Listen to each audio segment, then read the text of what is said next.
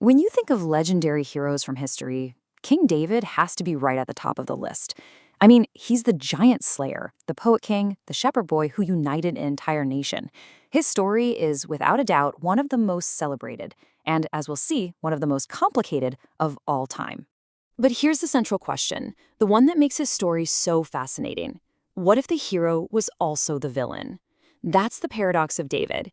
This celebrated figure is also responsible for some truly shocking moral failures. He is a man of massive contradictions, and that's exactly what we're going to dive into today. And this is what makes it all so tricky.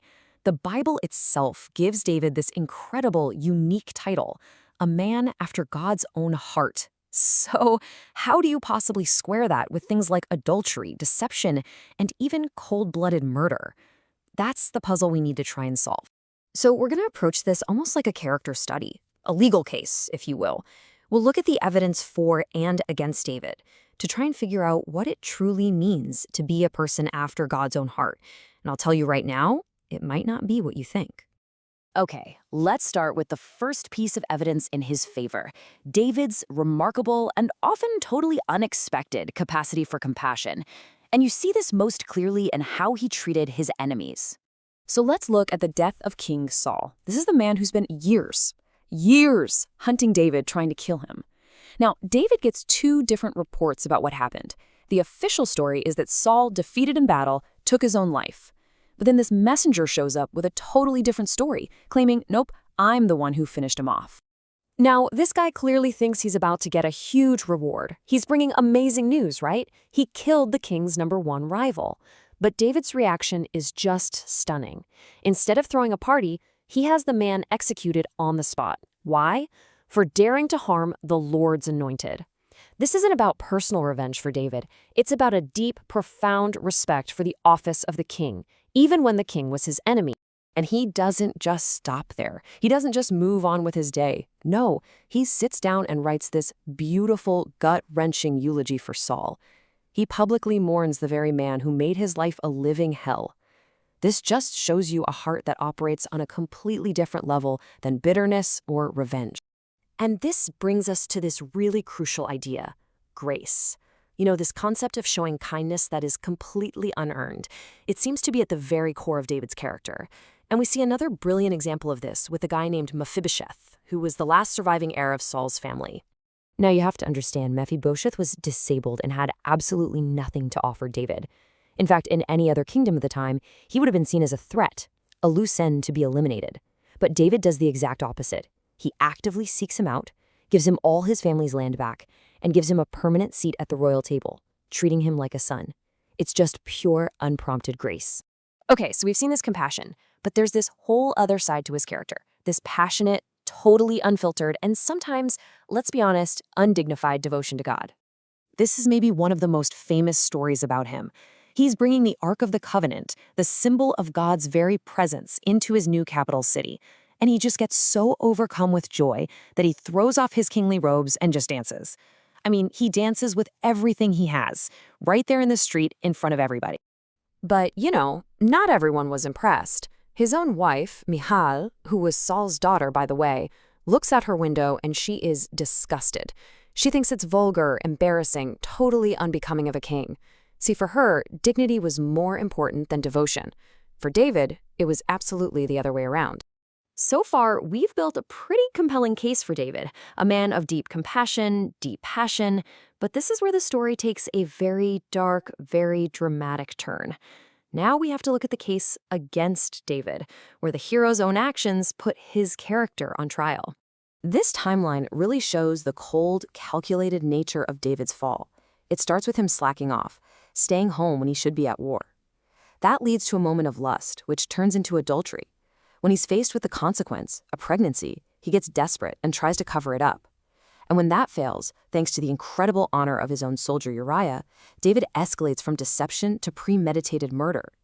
It's a terrifying chain reaction of sin. And for a while, it seems like he's gotten away with it.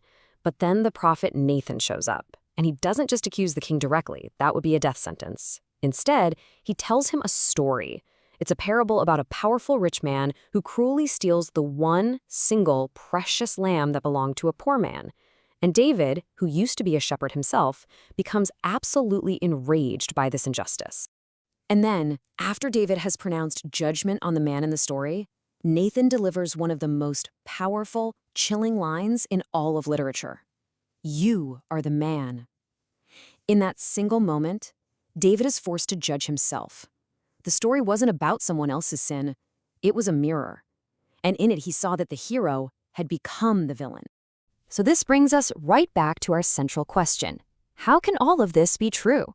We've seen David the compassionate, David the passionate, and David the murderer. How can this all exist in one person? To find the verdict, I think we need one final, crucial piece of evidence. This final, tragic chapter of David's life gives us the deepest insight of all. His beloved son, Absalom, leads a violent rebellion to take the throne. He wants his father dead. But David, the legendary warrior, refuses to fight him. He actually flees his own capital city rather than raise his hand against his son. Even when he's finally forced into a battle, David's one command to his entire army is, "Be gentle with the young man Absalom for my sake." But his general, Joab, who's a ruthless, practical guy, finds Absalom trapped and helpless, and he completely disobeys the king's direct order. He kills him with 3 darts, a clear act of defiance. So what's David's reaction when he hears the news that his enemy is dead and the rebellion is over? Is it relief? Victory? Not even close. It is the raw, gut-wrenching grief of a father. He just weeps for the son who betrayed him, who tried to kill him, and who tore his kingdom in 2. Well, this display of grief is just too much for his general, Joab. He storms in absolutely furious that David is mourning the enemy instead of celebrating the soldiers who saved his throne and his life. And in his rage, he delivers what might be the most insightful accusation of David's entire life. "You love those who hate you." Now, Joab means this as a scathing criticism. He sees it as a political weakness, a fatal flaw. But he accidentally stumbles upon the very key to David's character, the thing that solves the whole paradox. This, right here, is what a heart like God's actually looks like. So, what does it all mean? When you look at all the evidence, it seems to have very little to do with being morally perfect or never ever messing up. Instead, it seems to point to a heart that is capable of profound compassion, of passionate, uninhibited devotion, of deep, broken repentance when confronted with sin, and, most shockingly of all, a capacity to love your enemies, even the ones who want to destroy you. In the end, David's story really suggests that the measure of a person isn't whether or not they fall. It's about how they get back up. It's about what happens after the fall. Being a person after God's own heart might not be about achieving perfection, but about the relentless, compassionate, and repentant pursuit of a heart like his.